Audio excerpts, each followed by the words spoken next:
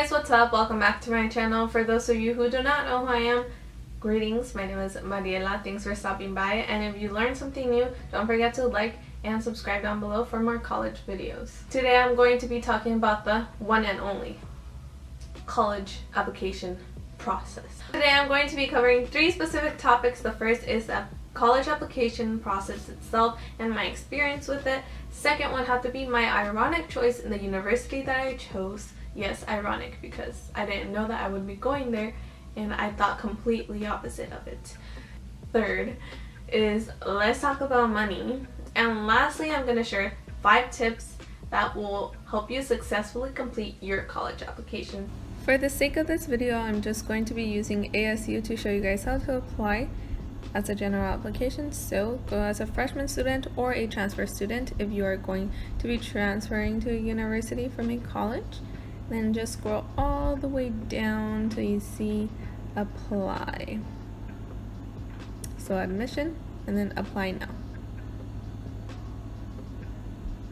You can skip all this stuff and then go to the ASU application. Common application is just if you're going to be using a separate website to apply to the university. So right here it just shows you how much time you should allow for completing the application, how much it would cost you to apply. But at the high schools and at the universities or even colleges, they have some application fee waivers, so make sure you use those up. Ask someone for help at your school if you need some information on fee waivers, but they are always free and they will waive your application, so you won't have to pay those $50 or $70 even.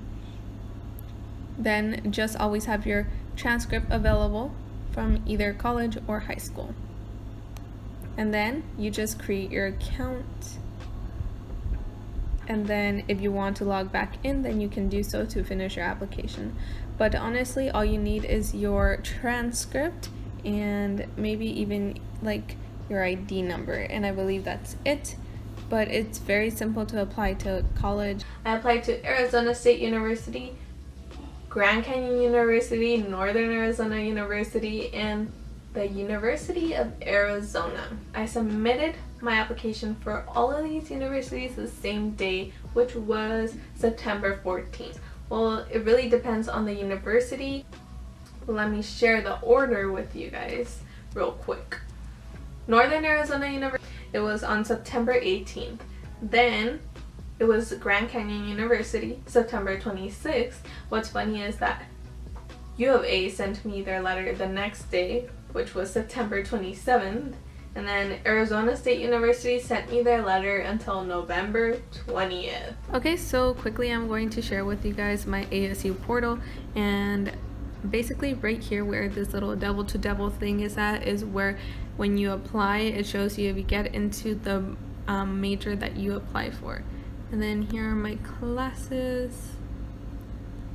And then right here, it is very important, make sure when you are applying that if you have a hold for like a verification that you get that done ASAP, so that you get to enroll into your college or university of your choice.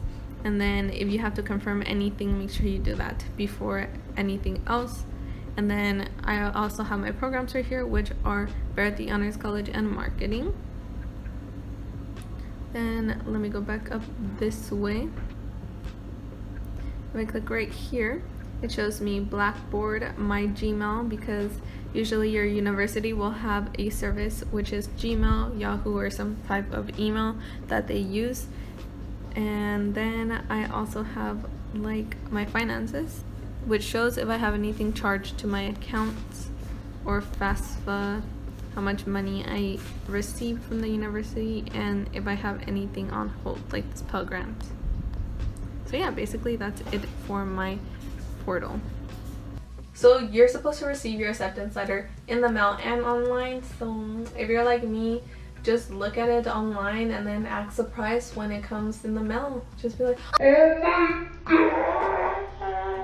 Personally, I think that they do not come down on me because you think that they do. Like, it's just my personal opinion. I really don't think that universities really care about it once you're in the university. If you're doing good in your classes, you're doing all this stuff, it shouldn't matter what your score was on one test. Like, one test cannot determine who you are or what you're going to be doing in the university. Do as well as I thought I would on my test, but I still received a substantial amount of money. ACT, basically, we're not penalized for guessing, but versus the SAT, you are penalized for guessing.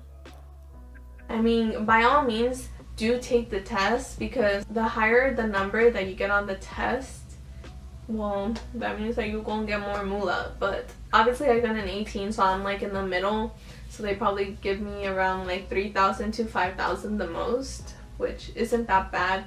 But for a lot of people, they can get the president, the provost, they can get like all those type of scholarships.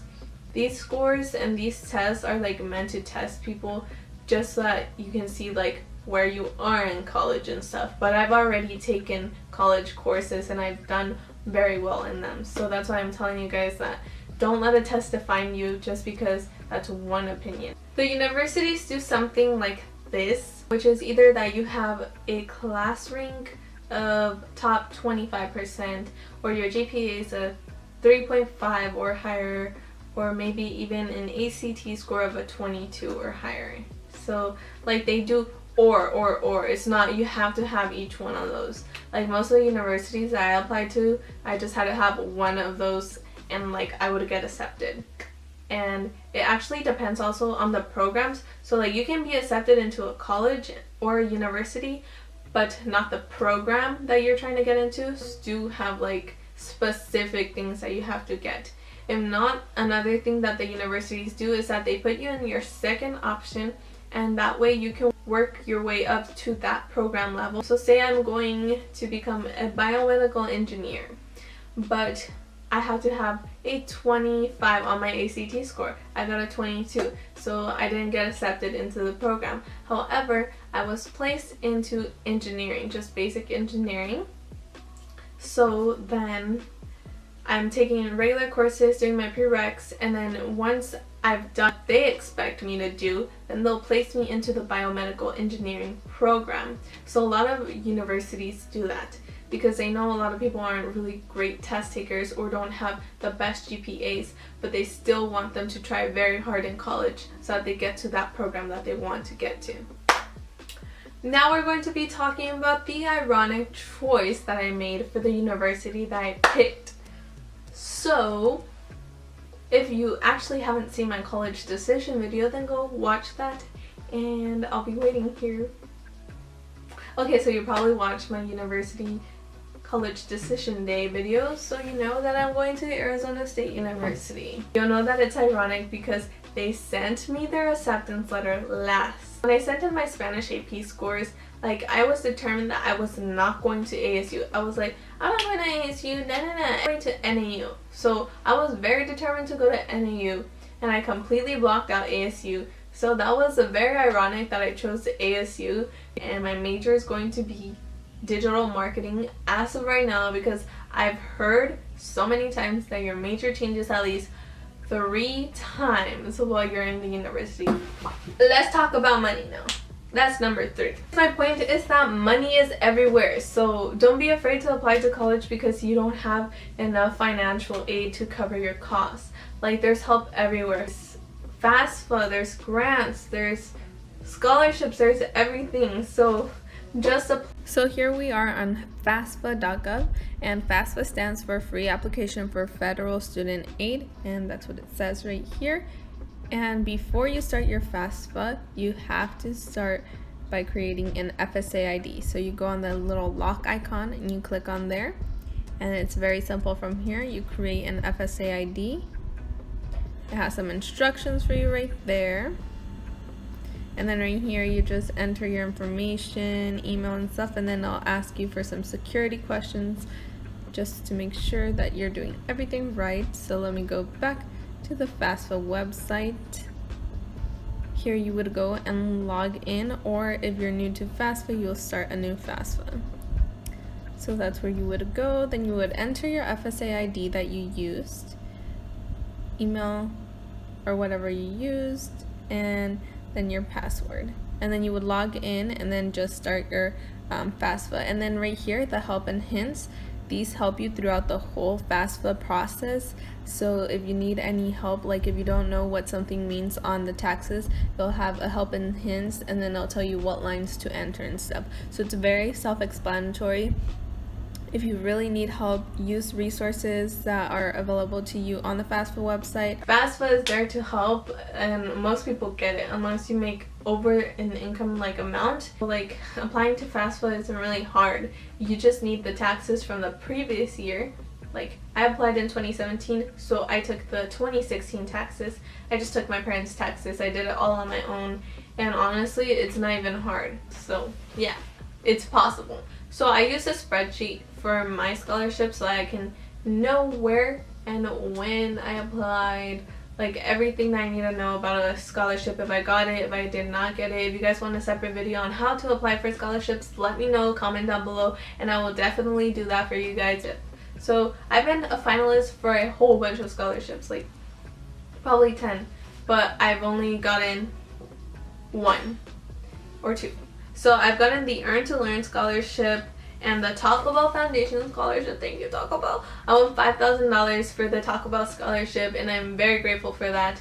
And I actually work at Taco Bell, but I applied for the scholarship through the employee panel, but there's also the regular panel, which is like more money goes towards the other panel than what goes towards employees. So go apply for it. It opens in March. I highly encourage you to do it because I mean, I'm getting money, you can get money too. Like what if we both get money? We're gonna be balling together. So all I want to say is thank you guys so much for watching. Don't forget to like, comment, and subscribe down below. If you learned something new, don't forget to give this video a big thumbs up and subscribe for more videos, college videos actually, because I'm going to college next month, August 16th. Be prepared because I'm going to be filming my first week of college.